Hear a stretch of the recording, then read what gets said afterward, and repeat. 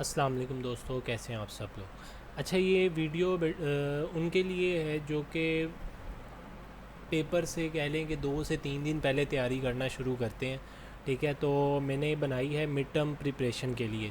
Means के इसके अंदर हमारा ऐसा होगा कि लेक्चर हम ये नहीं है कि एक लेक्चर करेंगे और उसके बाद वीडियो एंड नहीं। लेक्चर हमारे थोड़े से लेंथी होंगे, बट ये है कि इसके अंदर आपको सारे मैं वर्चुअल यूनिवर्सिटी के अंदर जो हाईलाइटेड हुए हैं ना लेक्चर, ठीक है, इनके अंदर उन्होंने जो जो अहम पॉइंट हाईलाइट किए हुए हैं कि ये कह लें कि हमारे पेपर के लिहाज से इम्पोर्टेंट है। ठीक है, तो वो हम यहाँ पर डिस्कस करेंगे। ठीक है, लेक्चर ये हमारा होगा CS 201 का। ठीक है, इंट्रोडक्शन टू प्रोग्रामिंग का। ठीक है, बहुत सारे लोगों को इशू आ रहा है। ठीक है, और मैंने काफ़ी ज़्यादा यूट्यूब के ऊपर वीडियोस वगैरह विज़िट की हैं। ठीक है, ऑब्जेक्टिव की तो सब ने बनाई हुई है, बट सब्जेक्टिव की बहुत कम वीडियोज़ हैं।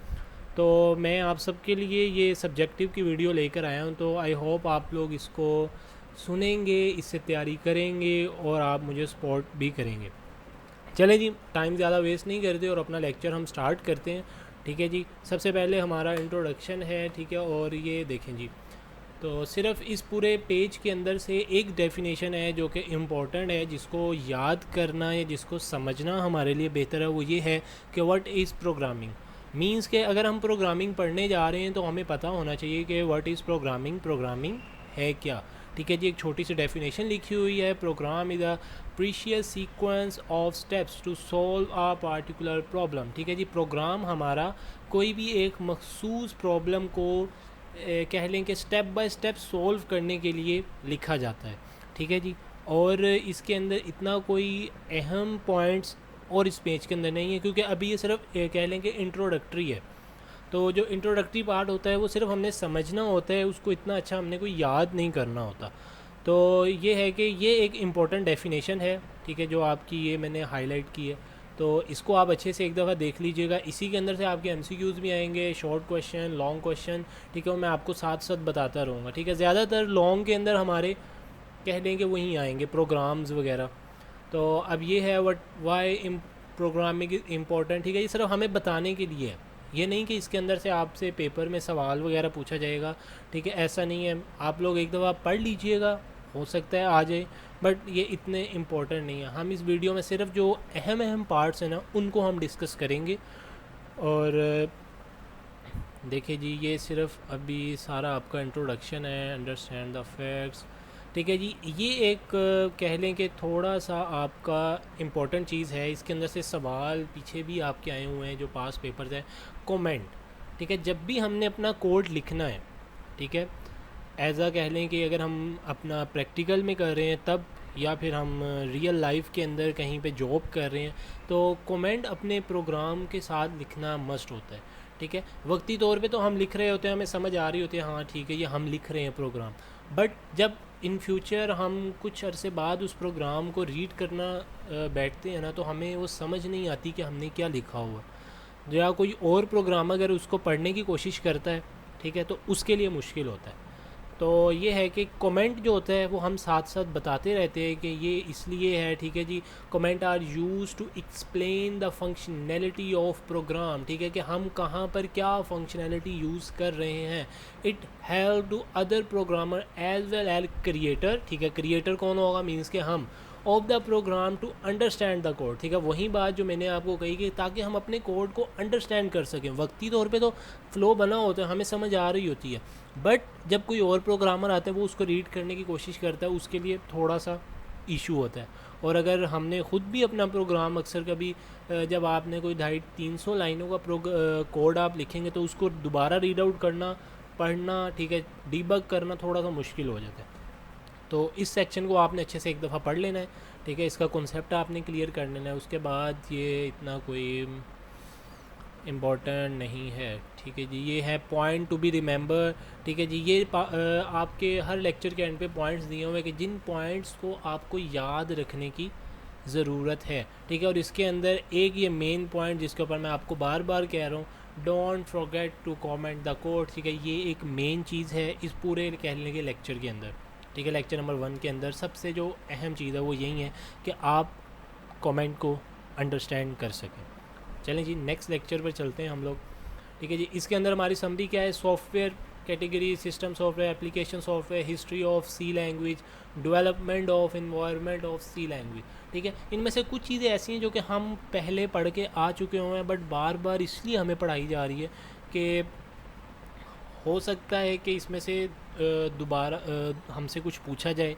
ठीक है, और ये भी हो सकता है कि ये वाकई ही इम्पोर्टेंट चीज़ें हों, तो इसीलिए इम्पोर्टेंट हैं तो उन्होंने आपको ये प्रोवाइड की हैं। तो आप लोगों ने इनको भी अच्छे से पढ़ना है। ठीक है, सॉफ्टवेयर की कैटेगरीज़ को याद रखना है। ठीक है, सिस्टम सॉफ्टवेयर ये एक डेफिनेशन है, इसको आपने बिल्कुल अच्छे से एक दफ़ा रीड आउट कर लेना है। ठीक है जी, सिस्टम सॉफ्टवेयर कौन से सॉफ्टवेयर होते हैं? ठीक है जी, ऐसे सॉफ्टवेयर होते हैं जो कि कंट्रोल द कंप्यूटर, जो हमारे कंप्यूटर को कंट्रोल कर रहे होते हैं। ठीक है, मीन्स के वो हमारे लिए नहीं होते, वो हमारे कंप्यूटर के लिए होते हैं। ठीक है, जस्ट लाइक कीबोर्ड को कंट्रोल करने के लिए एक अलग से सॉफ्टवेयर होता है, माउस को अलग से। ठीक है, जिनको ड्राइवर्स भी आप कह सकते हैं। ठीक है जी, तो ये देखें एग्जांपल के अंदर डिवाइस ड्राइवर्स भी आ रहे हैं।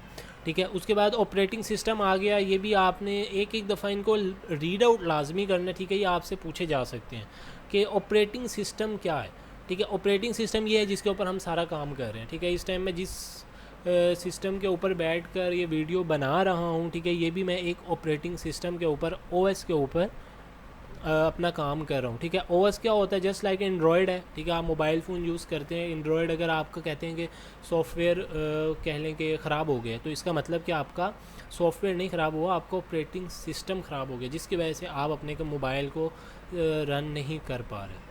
ठीक है जी, ये हमारा ऑपरेटिंग सिस्टम होता है। ये ऑपरेटिंग सिस्टम की डेफिनेशन है। ठीक है, आपने इसको एक अच्छे से रीड आउट कर लेना है। ठीक है, मैं अव्वल तो यहाँ पे भी इतना टाइम दे रहा हूँ कि आप एक एक दफ़ा यहाँ पर भी इसको रीड आउट कर सकते हैं। उसके बाद आगे डिवाइस ड्राइवर।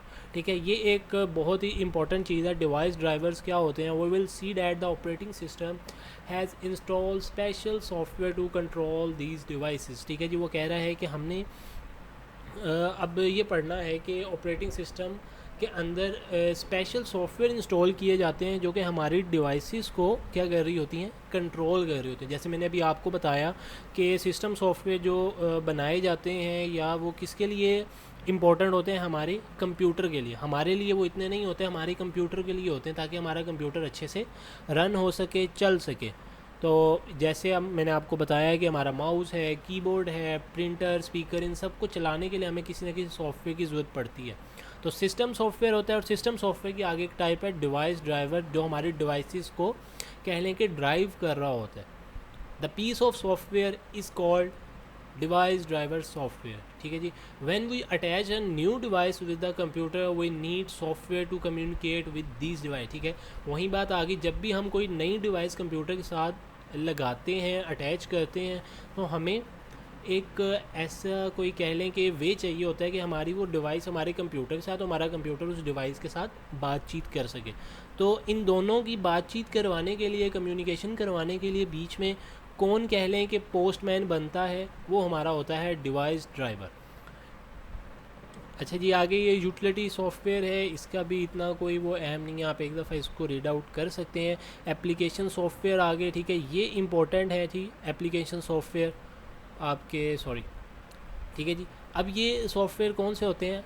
अ प्रोग्राम और a group of program design for end user. End user कौन होता है? जो हम लोग हैं, मींस के जो हमने यूज़ करना है, जो कि एक स्पेसिफिक पर्सन के लिए बनाया जाए। ठीक है, या फिर ग्लोबली तौर पर भी इसको हम बना सकते हैं। ठीक है, जिस तरह आप कह लें कि हमारा एक पीडीएफ है, ये भी एक सॉफ्टवेयर है, एप्लीकेशन है, एप्लीकेशन सॉफ्टवेयर है। ठीक है, ये पेड भी है और फ्री भी है, इसको हर कोई यूज़ कर सकता है। ठीक है, हर कोई इसको इंस्टॉल कर सकता है, मींस कि ये एंड यूज़र एक यूज़र के लिए बनाए गए हैं, जिसको यूज़र ही यूज़ करेगा। ठीक है, इसका कंप्यूटर से लेना देना नहीं है, आप कंप्यूटर में इसको रखें या ना रखें, कोई फ़र्क नहीं पड़ता। उसके बाद हिस्ट्री ऑफ सी। ठीक है जी, ये सी की हिस्ट्री है, ये बहुत कम इसमें से सवाल आते हैं। ठीक है, और मेन चीज़ जो है वो ये है जी, आपका editor. First of all, we need a tool for writing the code of a program. For this purpose, we need editor in which we write our code.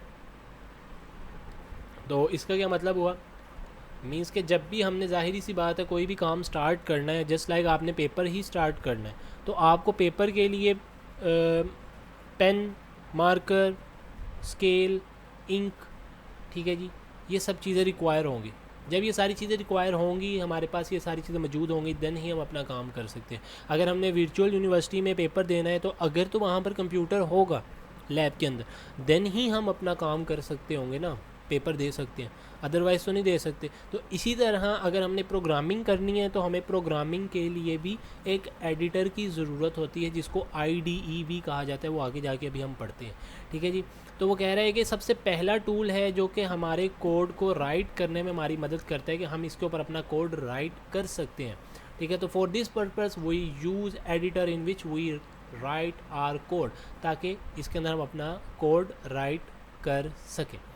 अच्छा जी, आगे कंपाइलर और इंटरप्रेटर है, ठीक है जी। ये हम थोड़ा सा इसके ऊपर जो हाईलाइटेड हुए हैं इन्हीं को ही डिस्कस कर लेते हैं। The drawback of the interpreter is that the program execute slowly as the interpreter translator the program line by line, ठीक है जी। अब जो हमारा इंटरप्रेटर था, ठीक है, ये उसके ड्रॉबैक है, ठीक है, उसके कह लें कि डिसएडवांटेजेस भी आपसे पूछे जा सकते हैं। तो अब वो क्या कह रहा है कि हमारा जो इंटरप्रेटर था वो क्या करता था, एक तो हमारे प्रोग्राम को जो एग्जीक्यूट करता था ना, वो स्लो करता था।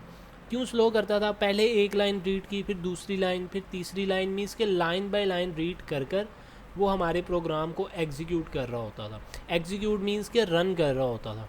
Another drawback is that as interpreter are reading the program line by line, so they cannot get the overall picture of the program, hence cannot optimize the program making it efficient, ठीक है। वही बात आ गई कि line by line जब ये काम करेगा तो ज़ाहिर सी बात है बीच में कुछ ना कुछ ये मिसिंग भी कर देगा, ठीक है, स्लो काम भी करेगा, यूज़र को वेट भी करना पड़ेगा, जिसकी वजह से लोगों ने इसको इतना पसंद नहीं किया। तो फिर इसके मुतबादिल एक और चीज़ लॉन्च की गई, और वो क्या था, थोड़ा सा हम जूम करते हैं, ठीक है जी। कंपाइलर।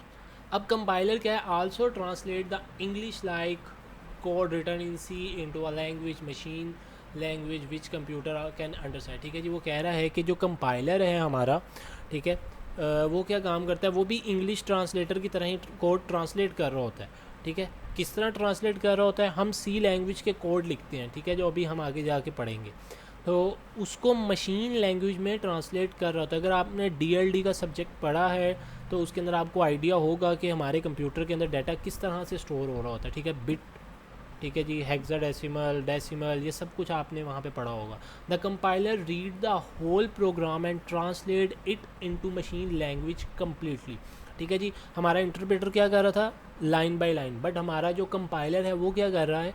वो हमारे होल प्रोग्राम को एक ही दफ़ा में एग्जीक्यूट करके, ठीक है, ट्रांसलेट करके उसको मशीन को बताता है, ठीक है, और मशीन आगे से हमें रिस्पॉन्स देती है फ़ौरन से कि ये आपका प्रोग्राम है। अगर तो उसके अंदर एरर है तो वो एरर हमें थ्रो कर देती है, अगर तो हमारा प्रोग्राम सही है तो उसको वो रन कर देती है।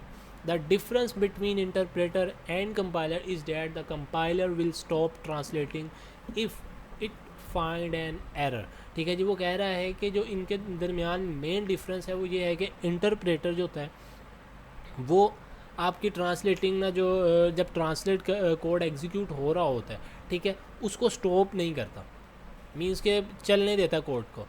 और लेकिन जो आपका कंपाइलर है ना, ये क्या करता है कि जैसे ही compiler will stop translating if it find an error, जैसे ही ये एरर फाइंड करता है वहाँ पे ये अपनी जो है कह लें कि एग्जीक्यूट करना प्रोग्राम को, कह लें कि रीड आउट करना छोड़ देता है।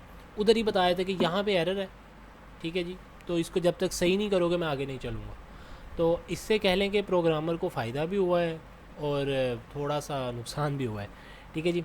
आगे ये डीबगर है, ठीक है, डीबगर भी आपने अच्छे से इसको पढ़ लेना है, ठीक है, ये भी एक अच्छी चीज़ है, ठीक है। Every programmer should be familiar with it, कि डीबगर क्या होता है कि हम अपने प्रोग्राम को डीबग कर रहे होते हैं कि क्या ये program to correct the logical error, क्या ये प्रोग्राम जो हमने लिखा है, ठीक है, इसके अंदर कहीं लॉजिकल एरर तो कोई नहीं आ रहा, ठीक है। एक सेंटेक्स एरर होता है, वो तो हमारी टाइपिंग में आता है, बट एक लॉजिकल एरर होता है जो कि इस तरह से आता है, जस्ट लाइक आपने कह लें कि 2 + 2 = 4, ये हमें पता है कि 4 आना है, बट अगर आपने लिखा 2 - 2 = 0 आंसर आया तो ये लॉजिकल एरर हुआ। क्यों? कंप्यूटर के लिए ये भी सही है और कंप्यूटर के लिए ये भी सही है, कि प्लस भी सही है और माइनस भी सही है, बट हमने क्या एक्सेप्ट किया था कि आंसर क्या आएगा, 4 आएगा, बट आंसर क्या आया, 0 आया। तो ये क्या हुआ, हमारा लॉजिकल एरर हुआ, जो कि अच्छी बात नहीं है। अच्छा जी, आपने डीबगर को अच्छे से पढ़ लेना है, और लिंकर लोडर इनका भी इतना कोई नहीं है, ये भी आपको स्ट्रक्चर बना कर दिखाया हुआ। लेक्चर नंबर 3 की तरफ आते हैं कि अब इसके अंदर हम अपना फर्स्ट प्रोग्राम लिखेंगे, first program in C. Variable हम पढ़ेंगे, डाटा टाइप्स पढ़ेंगे, वेरी वेरी इंपॉर्टेंट, ठीक है जी। अरिथमेटिक ऑपरेटर्स पढ़ेंगे, प्रेसिडेंस ऑफ ऑपरेटर्स पढ़ेंगे, मीन्स के उनका सीक्वेंस। तो सबसे पहले हम अपना ये प्रोग्राम स्टार्ट करते हैं। First program in C, the best way to learn C is to start coding right away. So here is a very first program. ठीक है, सबसे पहले हमने ये हैश इंक्लूड iostream.h, ठीक है, हेडर फाइल हमने ये लगानी ही लगानी होती है, ठीक है जी। उसके बाद हमारी ये मेन आ जाती है, और मेन के बाद ये हमारी बॉडी स्ट्रक्चर आ गया सारा। इसके अंदर हम जो भी लिखेंगे, ठीक है, वो चीज़ एग्जीक्यूट होगी और वो चीज़ रन होगी, ठीक हो गया जी। अब यहाँ पे जी ये बता रहा है कि हैश इंक्लूड क्या है, this is pre processor directive, means के ये पहले से ही प्री प्रोसेसर का मतलब ये है कि हमारे प्रोसेसर को या हमारे कंपाइलर को या हमारे कंप्यूटर को पहले से ही बता दिया गया हुआ है कि हैश इंक्लूड का मतलब एक हेडर फाइल है, ठीक है। इससे ज़्यादा आपको इससे डीप जाने की ज़रूरत नहीं है। और ये है जी, for the time being take this line on fair you have to write this line the sign hash, ठीक है जी। अब जो ये हैश साइन है, जो हम हैश पढ़ते हैं, इसको वो कह रहा है हैश भी कहते हैं, और आल्सो नोन एज शार्प। तो ये आपने अच्छे से याद कर लेना, ये एमसीक्यूज़ में आपसे जहाँ पूछा जा सकता है, ठीक हो गया। ये आगे आपने रीडिंग कर लेनी है, बट मैं आपको सिर्फ वही बता रहा हूँ जो कि इम्पोर्टेंट हैं पॉइंट्स, ठीक है जी। वहीं आपको मैं इसके अंदर लेक्चर के अंदर बता रहा हूँ, वो फिर हम ये है कि डिटेल का लेक्चर अलहदा से बना लेंगे। उसके बाद ये अब आगे हमारी कर्ली ब्रेसिस। तो there is a curly bracket also called braces, ठीक है, इनको ब्रेसिस भी कहा जाता है, ठीक है। For every open brace there must be matching close, ठीक है। वो कह रहा है कि अगर हमने कोई भी एक ब्रैकेट कह लें कि अपने कंपाइलर पर या सॉरी कंपाइलर नहीं आईडीई पर लिखी है, तो उसके लिए हमें मस्ट है कि हमने उसको क्लोज़ भी करना है। अगर हम क्लोज़ नहीं करेंगे तो हमें एरर थ्रो होगा। अब सी आउट क्या है, सी आउट का मतलब ये समझ लें कि ये आउटपुट जनरेट कर रहा है, ठीक है।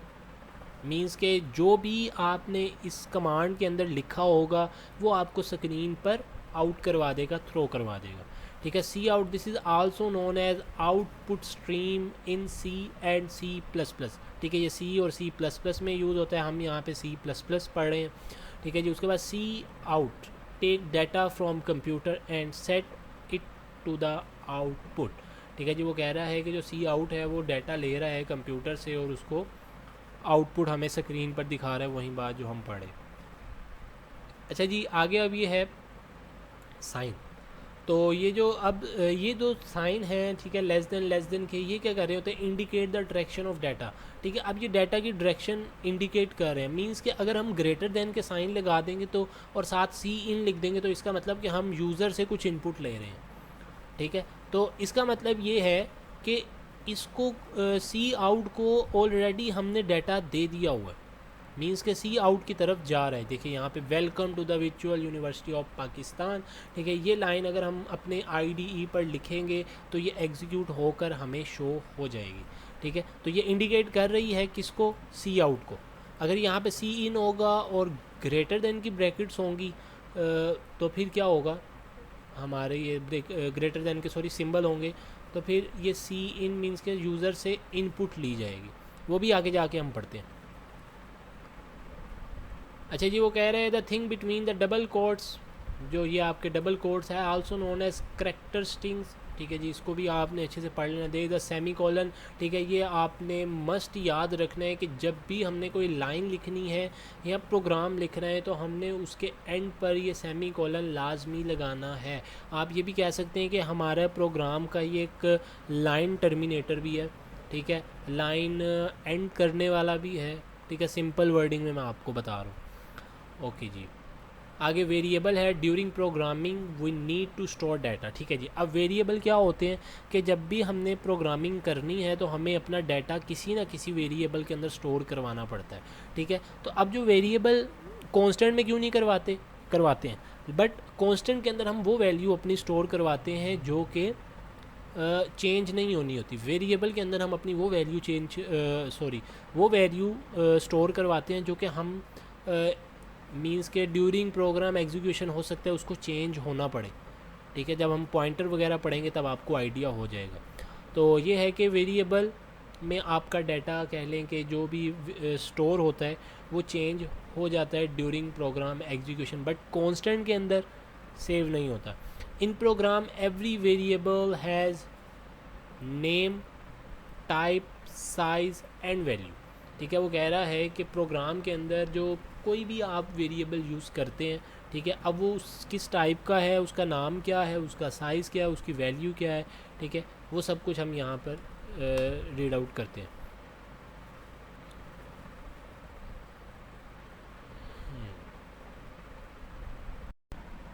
अच्छा जी, तो अब ऐसे है कि ये हमारा असाइनमेंट ऑपरेटर है। ठीक है, सबसे ही ज़्यादा कह लें कि मीन्स कि हर एक चीज़ इंपॉर्टेंट है प्रोग्रामिंग के अंदर, तो ये भी एक बड़ा अहम किरदार अदा कर रहा है। Equal to is use to assignment operator. ठीक है, हम इसको इक्वल टू पढ़ते हैं, ठीक है, बट इन प्रोग्रामिंग लैंग्वेज इसको हम असाइनमेंट ऑपरेटर मीन्स कि हम इसकी किसी भी वेरिएबल को कोई वैल्यू असाइन करें, just like x is equal to 2। ठीक है, यहाँ पे हम x इज़ इक्वल टू 2 नहीं पढ़ेंगे, x असाइन टू 2 मीन्स कि हम x को 2 असाइन कर रहे हैं। अच्छा जी, आगे डाटा टाइप्स हैं। डाटा टाइप्स हमारे क्या होते हैं? A variable must have data type associated with it. For example, it can have data type like integer, decimal, number, characters. ठीक है जी, ये कुछ डाटा टाइप्स हैं उसके। ठीक है, आप इसको अच्छे से रीड आउट कर लीजिएगा। उसके बाद जी अब ये यहाँ पे उन्होंने बताए हैं कि हमारे डाटा टाइप्स कौन से होते हैं। ठीक है जी, तो हमारे डाटा टाइप्स ये हैं कि the C language provide 3 data types to handle whole number. Whole number को हैंडल करने के लिए हमारे पास 3 डाटा टाइप्स होते हैं, int, short, long. Int data type क्या होता है? The data type int is use to store whole number. ठीक है, होल नंबर क्या होते हैं आप अच्छे से जानते हैं। The integer type has a space of 4 bits. तो जो हमारा इंट है वो 4 बिट्स ले रहा होता है और 32 बिट्स फॉर ऑपरेटिंग सिस्टम है जी। Sample program 1। तो सबसे पहले अब हमने अपना प्रोग्राम देखना है, पहला प्रोग्राम। ठीक है, ये भी पेपर में आ सकता है। ठीक है, छोटी छोटी एग्जांपल आपके शॉर्ट क्वेश्चन इसी तरह बनते हैं। सबसे पहले हमारी हेडर फाइल आएगी, उसके बाद हमारा ये मेन आएगा और उसके बाद हमारी बॉडी आएगी। इंट एक्स, ठीक है जी, मींस कि एक इंटीजर होगा और उसका हमने एक वैल्यू असाइन की, एक वेरिएबल उसको दिया एक्स, फिर एक इंट वाई, इंट जी। अब एक्स को हम असाइन कर रहे हैं क्या? वैल्यू 5। वाई को क्या असाइन कर रहे हैं? वैल्यू 10। और जी के अंदर हम क्या कर रहे हैं? इन दोनों को ऐड कर रहे हैं। हम यहाँ पे 5 और 10 को ऐड नहीं करेंगे। क्यों नहीं ऐड करेंगे? कि हो सकता है कि यूज़र कभी एक्स की वैल्यू कुछ एंटर करे, वाई की वैल्यू कुछ एंटर करे। तो हमने पढ़ा कि ये हमारे क्या है, ये वेरिएबल है, ये कभी भी चेंज हो सकते हैं। तो इसीलिए हम वेरिएबल्स को ही ऐड करेंगे यहाँ पर, ताकि इन फ्यूचर अगर कभी भी इनकी वैल्यू कोई चेंज हो तो हमें उससे टेंशन ही ना हो। ठीक है, ये सी आउट है। ठीक है, ये हम पीछे पढ़ चुके हैं कि सी आउट किस लिए यूज़ होता है। और देन आगे ये सारा वही है कि यहाँ पर जब आप इस प्रोग्राम को रन करेंगे तो इन दोनों का कह लें कि एडिशन होकर आपको शो हो जाएगा। The 3 line declare the variable, ये आपने अच्छे से एक दफ़ा रीड आउट कर लेना है। ठीक है जी, अव्वल तो मैं वीडियो थोड़ी सी स्लो ही आपके सामने कर रहा हूँ ताकि आप अगर इधर ही पढ़ना चाहें तो आप इसको पढ़ सकते हैं। अच्छा जी, एक हमारे पास डाटा टाइप है शॉर्ट डाटा टाइप। ठीक है जी, अब ये शॉर्ट डाटा टाइप क्या होता है? इसका साइज़ है, ये आपसे एमसीक्यूज़ में पूछा जा सकता है कि the size of short is 2 bytes. ठीक है जी, हमने जो ऊपर पढ़ा था वो कितने बाइट्स था? 4 बाइट्स था, लेकिन यहाँ पे कितने बाइट्स है? 2 बाइट्स है। It can be store number the range. ठीक है, ये इस रेंज के नंबर को क्या कर रहा होता है? स्टोर कर रहा होता है। इसके अंदर सिर्फ इस रेंज के नंबर आ सकते हैं, इससे ज़्यादा होंगे तो फिर हमें शॉर्ट नहीं, हमें कुछ और यूज़ करना पड़ेगा। ठीक है, वो क्या यूज़ करना पड़ेगा वो आगे हम पढ़ेंगे। ठीक है जी, अब ये आपका एक प्रोग्राम है, ठीक है, जो कि शॉर्ट डाटा टाइप का, इसको आप एक दफ़ा अच्छे से देख लें, रीड आउट कर लें। ठीक है, फिर आगे हम लॉन्ग डाटा टाइप पर चलते हैं। अच्छा जी, अब ये आगे है लॉन्ग डाटा टाइप। मैंने अभी आपको कहा कि हमने एक जो ये देखें यहाँ पर इस रेंज टू इस रेंज तक हम नंबर अपने स्टोर करवा सकते हैं, बट अगर हमने इससे ज़्यादा करवाने हो तो फिर हम क्या करेंगे। अगर हमने इससे ज़्यादा करवाने होंगे तो फिर हम लॉन्ग डाटा टाइप्स को यूज़ करेंगे, जिसके अंदर हम एक्स की ये देखें ये वैल्यू स्टोर करवा सकते हैं। ठीक है जी, कि इतने ज़्यादा वर्ड्स आप इसके अंदर इजीली स्टोर कर सकते हैं। आगे ये रियल नंबर बताए हुए हैं आपको फ्लोट डाटा टाइप। अब फ्लोट डाटा टाइप क्या होता है कि अक्सर ऐसे होता है कि हमने ना अपना जो कोड कह लें कि मैथमेटिकल कैलकुलेशन कर रहे हैं तो आंसर पॉइंट्स में आ रहा है, तो जो इंटीजर होगा वो हमें होल नंबर ही रिटर्न करेगा, वो हमें ये पॉइंट वाले नंबर नहीं रिटर्न करेगा। तो उसके लिए अगर हमें पॉइंट्स वाली ही वैल्यू आंसर में चाहिए तो फिर हम किसको यूज़ करेंगे, फिर हम यूज़ करेंगे जी फ्लोट को। ठीक है, float X, float Y, float Z. फिर यहाँ पे हम देखें 12.5, 3, 5, 25.57, ये सारी वैल्यूज़ हम स्टोर करवा सकते हैं। अब ये डबल डाटा टाइप क्या है, if we need to store a large real number, अगर हम रियल नंबर और वो लार्ज भी हो, ठीक है, क्वांटिटी उसकी ज़्यादा हो, तो which can not be store in 4 bit, तो हम उसको 4 बाइट्स में स्टोर नहीं कर सकते, then we use double data type.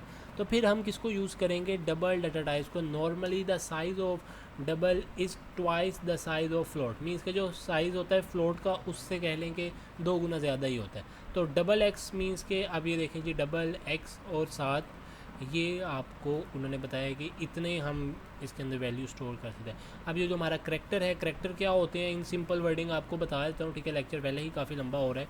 तो ये है कि हमारे जो हमने ABCDEF अगर इन कह लें कि अल्फ़ाबेट्स को स्टोर करवाना है तो हमारे करैक्टर होंगे, और करैक्टर को ये चैर से हम प्रेजेंट करते हैं प्रोग्रामिंग लैंग्वेज के अंदर।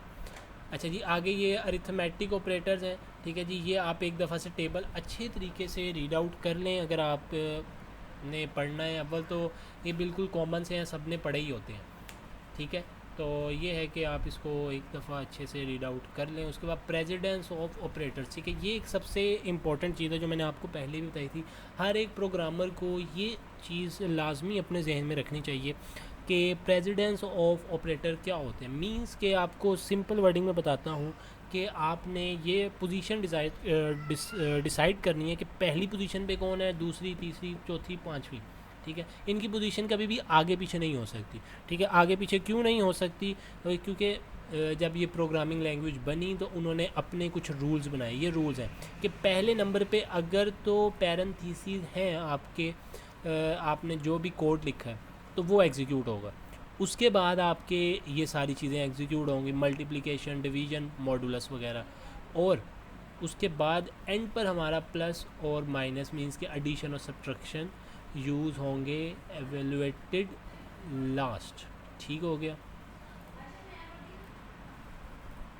अच्छा जी, तो अब ये है कि अब हम आगे चलते हैं। ठीक है, हमारा लेक्चर नंबर 3 भी ख़त्म हो गया, लेक्चर नंबर 4। ठीक है, अब इसके अंदर हम आहिस्ता आहिस्ता आगे जा रहे हैं तो ज़ाहिर सी बात है थोड़ी डिफ़िकल्टीज़ भी आएंगी। हमारे प्रोग्राम भी हम अब बनाना स्टार्ट करेंगे क्योंकि मेन हमारा टॉपिक ही प्रोग्रामिंग है, तो हमने इसके अंदर प्रोग्राम ही बनाने हैं।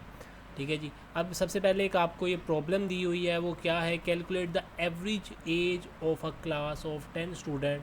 ठीक है, from the user to enter the age. From का मीन्स आपने यूज़र को कहना है कि भाई अब आप एंटर करो वैल्यूज़ जो भी आपको चाहिए। मीन्स कि अभी हम पढ़ते हैं। ठीक है, इंट, अभी पहले हमने पढ़ा था int X, int Y, int Z. Means कि हम अलग-अलग कर रहे थे, वो तो काफ़ी ज़्यादा लंबा हो जाना था अगर हमारे पास 10 वेरिएबल होते, हमने उन्हें स्टोर करना था। अब ये देखें, तो हम एक ही लाइन में सबको डिक्लेयर, मीन्स के 1000 को भी इस तरह हम डिक्लेयर कर सकते हैं, वो गलत नहीं होगा।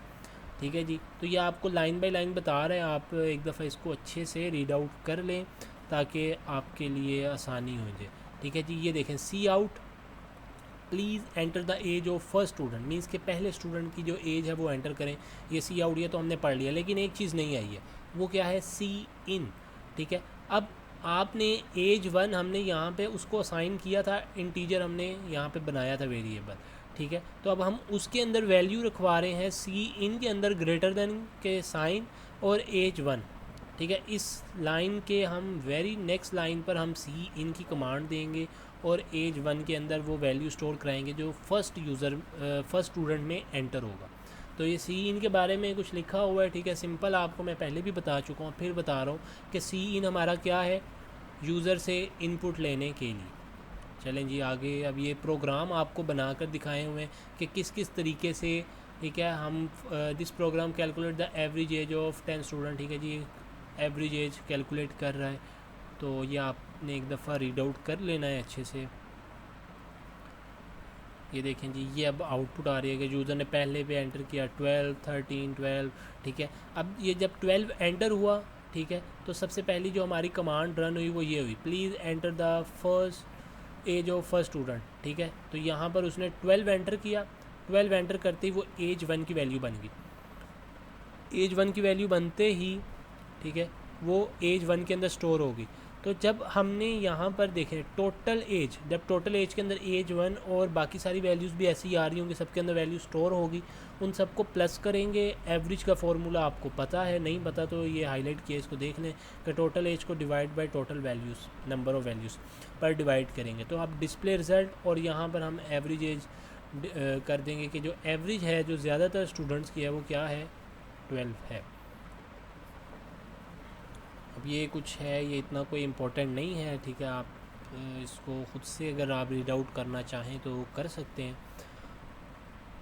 अच्छा जी, ये भी एक प्रोग्राम है। प्रोग्राम आपने एक दफ़ा बहुत ही अच्छे तरीके से आप सब ने रीड आउट करने हैं, ठीक है। क्यों करने हैं? वो इसलिए करने हैं कि मैं आपको फिर वहीं कह रहा हूँ, हमारा मेन टॉपिक ही क्या है, प्रोग्रामिंग है। तो जब प्रोग्रामिंग ही मेन टॉपिक है तो आपको प्रोग्राम ही आने हैं, शॉर्ट हो गए, लॉन्ग हो गए, सब में आपको प्रोग्राम ही पूछे जा सकते हैं। कभी कभार तो ऐसा होता है कि कभी उसने कोई थ्योरी का सवाल पूछा ही नहीं है, ठीक है, आपसे सारे ही यही पूछ रहे थे, शॉर्ट में भी लॉन्ग में भी, कि ये प्रोग्राम बनाएं और वो प्रोग्राम बनाएं। तो इसलिए आपने प्रोग्राम्स को एक दफ़ा अच्छे से रीड आउट करना है, इनको समझना है, अपने IDE पर इनको रन करना है, ठीक है। अगर आपके पास टाइम कम है तो वीडियो में आपको मैं काफ़ी ज़्यादा कॉन्सेप्ट तो क्लियर करवा रहा हूँ, बट साथ ही साथ आपने ये, मैं अब इतना टाइम नहीं है, ठीक है, लेक्चर ऑलरेडी काफ़ी लेंथी हो चुका है, तो आपने इनको क्या करना है, अच्छे से एक दफ़ा ख़ुद से प्रैक्टिस कर लेनी है। तो अब ये प्रॉब्लम स्टेटमेंट, ये और आपको write a program that take radius of circle, ठीक है, इस तरह के छोटे छोटे जो प्रोग्राम है ना, ये आपके कहने के शॉर्ट क्वेश्चन में आ जाते हैं, ठीक है। ये सॉल्यूशन आपको थोड़ा सा बताया हुआ है कि हम किस तरह से उसके बारे में प्लानिंग करेंगे, ठीक है जी। उसके बाद ये फिर एक वही प्रोग्राम है, ठीक है, उसको अब ये अच्छे सही तरीके से आपको बना कर दिखा रहे हैं, ठीक है। अव्वल तो मैं आपको यही कहूँगा कि आप ये स्टेटमेंट देखें और इस इतने पॉइंट को पढ़ें और ख़ुद से प्रैक्टिस करें, ठीक है। अगर नहीं होता देन आप आकर इसका सॉल्यूशन देखें कि इसने हमें क्या बताया हुआ है, ठीक है। अब यहाँ पर हम पाई की वैल्यू देखें 3.14, ये आपकी पाई की ही वैल्यू यहाँ पर उसने बताई होगी, यस, ठीक है, 3.14 इज़ द वैल्यू ऑफ पाई। तो अब हम पाई डायरेक्ट नहीं लिख सकते, तो उसके लिए हमें यहाँ पे वैल्यू लिखनी पड़ेगी, ठीक है। और रेडियस के अंदर हम ऑलरेडी डाटा अपना स्टोर करवा चुके हुए हैं, ये फार्मूला उसने बताए हुए हैं जो कि हम इम्प्लीमेंट करेंगे। तो आप सब ने फार्मूलाज वगैरह छोटी छोटी चीज़ें हैं जो अच्छे से आपने याद कर लें। अब ये टिप है, ठीक है, ये टिप्स आप एक दफ़ा रीड आउट कर लें अच्छे से। चलें जी, लेक्चर नंबर 5 की तरफ आते हैं। आज हम लेक्चर 8 तक कवर करेंगे, ठीक है, बाकी इंशाल्लाह बाकी फिर नेक्स्ट कर लेंगे। अब इसके अंदर हम फ़्लो चार्टिंग करेंगे, sample program, if else structure, ठीक है। जो सबसे अहम चीज़ है वो है जी आपका इफ़ एल्स, ओके। तो सबसे पहले हमारी कंडीशनल स्टेटमेंट्स कौन सी होती है, जिसके अंदर हम डिसीजन ले रहे होते हैं कि अगर तो ये चीज़ सही हुई तो ये होगा, अगर तो इस चीज़ ना सही हुई तो फिर ये काम होगा। मींस कि हमने डिसीजन लेना है कि या तो ये सही होगा या तो ये सही होगा, मींस कि कोई एक हमारी जो कह लें कि कंडीशन सही हो रही होगी। तो इफ़ एल्स का सिंटैक्स क्या है, ये भी शॉर्ट में आ सकता है, ठीक है। ये हाईलाइट हो नहीं रहा तो आप वैसे ही समझ लें, ठीक है जी। ये जो है इसको अच्छे से आपने देख लेना है। इफ़ कंडीशन, ठीक है, फिर स्टेटमेंट आएगी आपकी कि अगर तो ये कंडीशन होती है, मीन्स के x इज़ इक्वल टू 2 होता है तो फिर आप ये चलाओगे, ये स्टेटमेंट चलेगी। लेकिन अगर ये x इज़ इक्वल टू 2 नहीं होता फिर क्या होगा, फिर हमारा आएगा एल्स वाला पार्ट आएगा। ठीक है, यहाँ पर अभी उसने नहीं लिखा, अभी सिर्फ आपको इफ़ वाला बता रहा है। ठीक है, आपने इन पॉइंट्स को अच्छे से रीड आउट कर लेना है। ठीक है जी, अब ये देखें यहाँ पे इंट एज 1 एज 2, एज 1 के अंदर, ठीक है ये आपको पता है, if age 1 greater than age 2, अगर तो एज 1 एज 2 से ग्रेटर हुई, बड़ी हुई, तो फिर हम क्या कराएंगे, student 1 is older then student 2, ये हम प्रिंट करवा देंगे। ठीक है, लेकिन अगर ऐसा ना हुआ फिर क्या होगा, फिर हम एल्स यूज़ करेंगे, और वो एल्स क्या है वो भी हम पढ़ेंगे। ठीक है, ये कुछ आपके एक्सप्रेशन हैं जिसको हम अक्सर रिलेशनल ऑपरेटर्स भी कहते हैं। ठीक है, यहाँ पर ये देखें जिन्हें आपको बताया हुआ है कि रिलेशनल ऑपरेटर्स भी इन्हें हम कहते हैं। ठीक है, अब इनको आपने अच्छे से ध्यान में रखना है। ठीक है, आपको ये बड़े अच्छे से पता होना चाहिए, greater than, equal to, less than, greater than और इक्वल टू, लेस देन और equal to, not equal to. Not equal to बहुत कम यूज़ करेंगे हम अभी। ठीक है, ये नहीं कि हम यूज़ नहीं करेंगे, हाँ इसको यूज़ करना पड़ता है, बट अभी हम बहुत कम यूज़ करेंगे। तो ये आप एक दफ़ा अच्छे से रीड आउट कर लें, ये आपसे MCQs में पूछे जा सकते हैं। फ़्लो चार्टिंग, ठीक है, ये इतने कोई अहम नहीं है, सिर्फ आपको बताना चाहा हुआ उन्होंने कि ये डिसीजन सिंबल है। ठीक है, ये सिंबल आप अच्छे से देख लीजिएगा, इसको डायमंड सिंबल भी कहा जाता है, डिसीजन सिंबल भी कहा जाता है। इफ़ कंडीशन इज़ ट्रू, अगर कंडीशन ट्रू होगी तो फिर वो ये काम करेगा। देन, ठीक है, इफ़ देन, ठीक है, देन लिखते नहीं है बट हम देन पढ़ते ज़रूर हैं कि इफ़ अगर ये कंडीशन हुई तो देन ये काम होगा, प्रोसेस होगा। अब ये जो स्केयर सिंबल है ये हमारी प्रोसेसिंग के लिए यूज़ होता है। ठीक है जी, आपने इनको बस याद रखना है, बाकी और इसके अंदर इतना कोई मुश्किल नहीं। अच्छा जी, जब भी फ़्लो चार्ट स्टार्ट होता है तो वो एक स्टार्ट और एक एंड सिंबल पर ख़त्म होता है, जिसको ओवल शेप सिंबल कहते हैं हम। ठीक हो जी, हो गया। अच्छा जी, आगे अब ये हमारा एक छोटा सा प्रोग्राम है, आपने इसको अच्छे से रीड आउट कर लेना है। ठीक है, छोटे छोटे प्रोग्राम्स ही आपके पेपर में आते हैं और कुछ नहीं आता।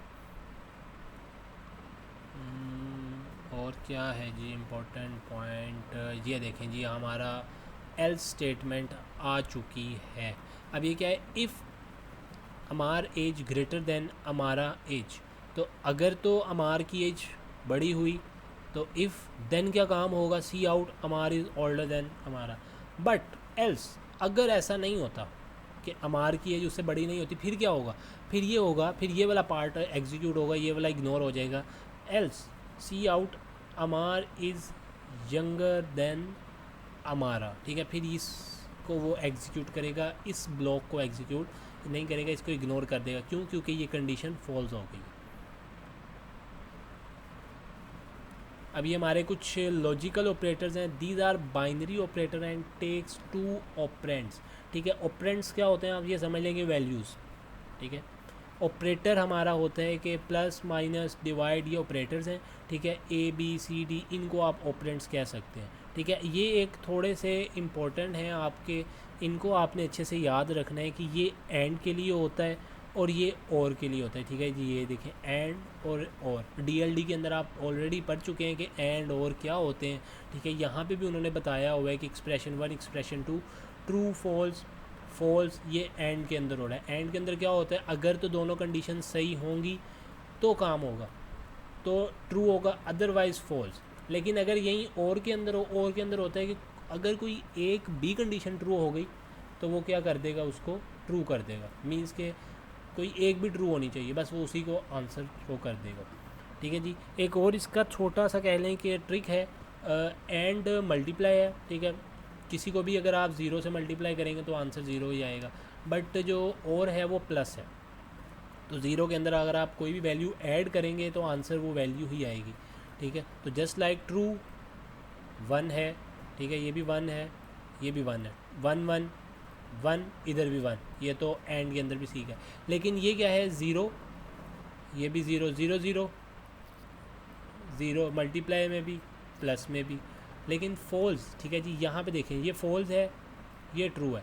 तो 0 1 अगर तो हम मल्टीप्लाई करेंगे 0 को 1 से तो आंसर 0 ही आएगा, तो फॉल्स आया। ठीक है जी, बट अगर हम 0 को 1 में प्लस करेंगे तो आंसर क्या आएगा, हमारा प्लस आएगा, ट्रू आएगा। ठीक है जी, ये आपने एक अच्छे से इसको देख लेना है।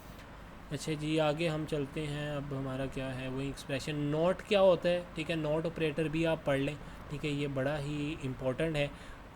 ये क्या करता है, हमारी ट्रू वैल्यूज़ को फॉल्स में और फॉल्स वैल्यू को ट्रू में कर देता है। अब ये हमारा एक उन्होंने प्रोग्राम बनाकर दिखाया हुआ है, ठीक है। अब ये प्रोग्राम की एग्जांपल है, सॉरी स्टेटमेंट है। ये उसके बारे में कह लें कि आपको उसके बारे में थिंक करना सिखाया हुआ है, कि आप उसके बारे में प्लानिंग करें और प्लान करने के बाद उसको ड्रॉ करें, फ़्लो चार्ट बनाएं, ठीक है। उसके बाद जाके कहीं आपने एग्जीक्यूट करना है। ऐसे ही नहीं कि आपने स्टेटमेंट देखी और फ़ौरन बनाना शुरू कर दिया, नहीं।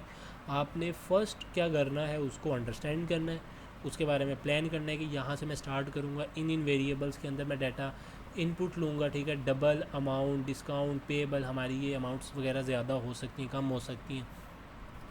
तो ये चीज़ें आपने ख़ुद से प्लान करनी है और ये स्टेटमेंट में यही आपको बताया हुआ है।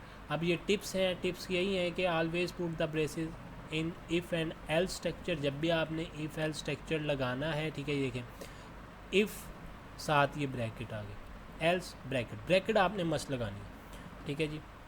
और इसके अंदर क्या है, आपको इफ़ एल्स का ही मेन आपको उन्होंने सारा टॉपिक दिया। लेक्चर नंबर 6 आ गया, ठीक है। Repetition of structure, loop, over flow condition, sample program 1, infinite loop, ठीक है जी। हम सारे अभी आहिस्ता आहिस्ता पढ़ेंगे, ठीक है जी। While loop is also a keyword of C, ठीक है जी। अब कीवर्ड क्या होते हैं, ये भी आपसे शॉर्ट क्वेश्चन में पूछा जा सकता है कि व्हाट इज़ कीवर्ड और रिजर्व वर्ड। कीवर्ड हमारे वो वर्ड्स होते हैं जो कि बाय डिफ़ॉल्ट हमारे कह लें कि सी को बता दिए गए हैं कि भाई इसका मतलब ये, ठीक है। इसको हम चेंज नहीं कर सकते, ठीक है ना। कि जब भी आप सी में वाइल लिखेंगे तो वो खुद ही समझ जाएगा कि अच्छा अब ये वाला जो है सेंटेक्स यूज़ होने लगा है, ये वाला काम होने लगा है। आप ये ऐसे नहीं कर सकते कि इंट वाइल, वो गलत हो जाएगा, वो उसको एग्जीक्यूट ही नहीं करेगा।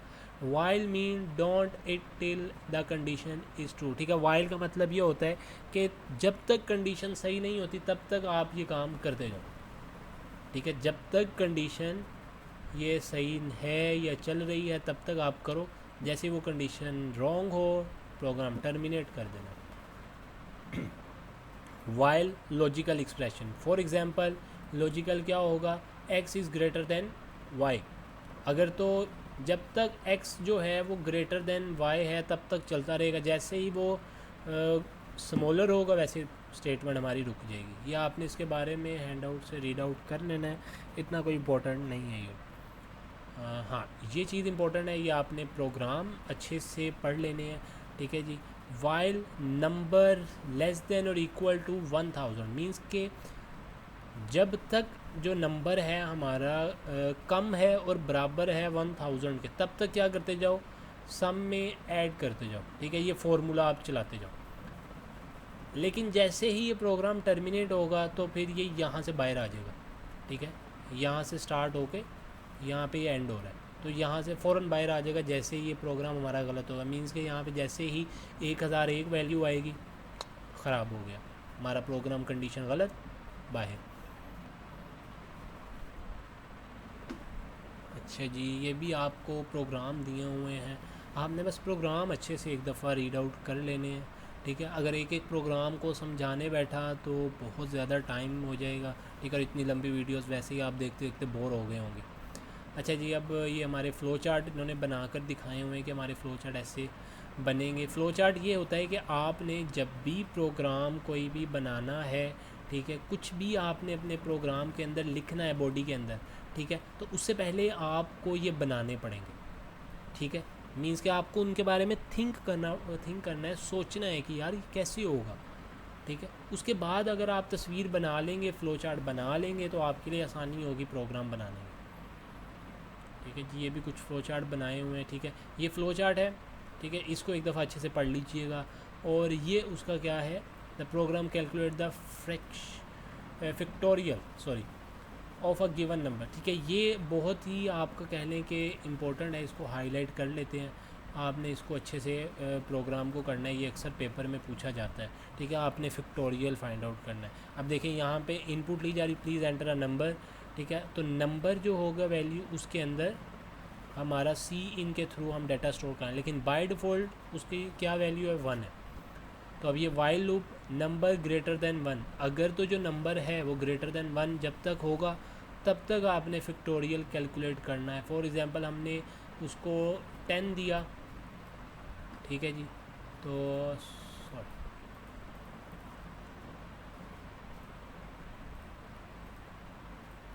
10, तो 10 का फैक्टोरियल फाइंड आउट करना है, ये आपने पढ़ा होगा। तो 10 का फैक्टोरियल कैसे फाइंड आउट करते हैं, मींस कि हमने इसको ओपन करते जाना है 9 8 7 6 5 4, ठीक है, और इस तरह करेंगे। लेकिन अगर हम चाहें कि कंप्यूटर हमारा ये काम करे तो फिर उसके लिए हमें ये प्रोग्राम बनाना पड़ेगा, और ये आपका शॉर्ट क्वेश्चन में पूछा जा सकता है, ठीक है जी। ये आपकी एक एक्सरसाइज है, आप लोग अगर तो इस एक्सरसाइज को खुद सोल्व कर सके तो इसका मतलब कि आप एक अच्छे प्रोग्रामर बन चुके हैं, ठीक है जी। हमारे कितने 7 लेक्चर आज चलेंगे। अब ये डू वाइल लूप साथ हम पढ़ते हैं, ठीक है। डू वाइल क्या होता है, और डू वाइल का मतलब क्या है, the syntax of do while is do करो, कब क्या करो, जब तक ये कंडीशन है।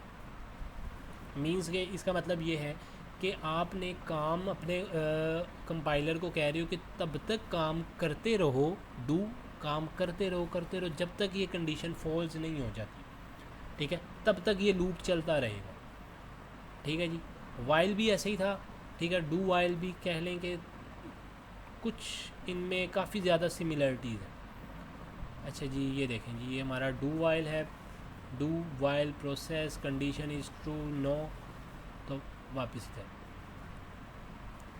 तो इसको आपने एक दफ़ा ये सारी जो थ्योरी लिखी हुई है इसको पढ़ लेना है, ठीक है जी। ये आपके फ़्लो चार्ट बनाए हुए हैं, ठीक है। अव्वल कभी फ़्लो चार्ट उन्होंने पूछे नहीं हैं, ठीक है, मैंने अभी तक ऐसा कोई पेपर नहीं देखा, तो हो सकता है आया हो, तो आपने इन फ़्लो चार्ट्स को अच्छे से रीड आउट कर लेना है, ठीक है, आ जाते होते हैं। और ये अब आपका डू वाइल का एक उसने आपको प्रोग्राम भी बनाकर दिखाया, एग्जाम्पल भी दिखाई है, ठीक है। अब एग्जाम्पल क्या है कि आपने सबसे पहले डिक्लेयर करना है इंट ट्राई नंबर 0 और करैक्टर सी।